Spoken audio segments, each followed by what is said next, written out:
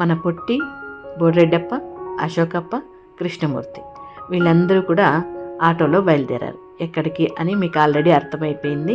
మొన్న ఒక చిన్న బిట్టు పెడితే అందులో కొంతమంది చెప్పని కూడా చెప్పారు, పలానా చోటుకే వాళ్ళు వెళ్ళారు అన్నట్లుగా. అవునండి, వాళ్ళందరూ కలిసి కటింగ్కి వెళ్తున్నారన్నమాట. గడ్డాలు మీసాలు షేవింగ్ చేసుకొని కటింగ్ చేసుకొని రావడానికి వెళ్తున్నారు.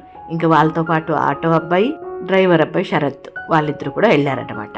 ఇక్కడ కటింగ్ చేసినప్పుడు మన పుట్టి గారు మిస్ అయ్యారు వీడియో తీసేది. ఏమో తెలియదు, శరత్ మర్చిపోయినాడు అనుకుంటా. ఫైనల్గా వీళ్ళకి షేవింగ్లు కటింగ్లు అంతా అయిపోయింది. తిరిగి ఇంటికి అయితే వచ్చేసారు. ఇంకా వేడి నీళ్ళు అయితే రెడీగా ఉంది. వాళ్ళ స్నానం చేసుకొని భోజనానికి కూర్చోవడమే ఇంక వాళ్ళ పని అన్నమాట.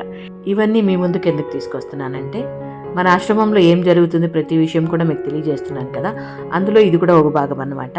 దానికని మీ ముందుకు తీసుకొచ్చాను. తప్పుగా మాత్రం ఎవరు అనుకోవద్దండి, ఓకేనా.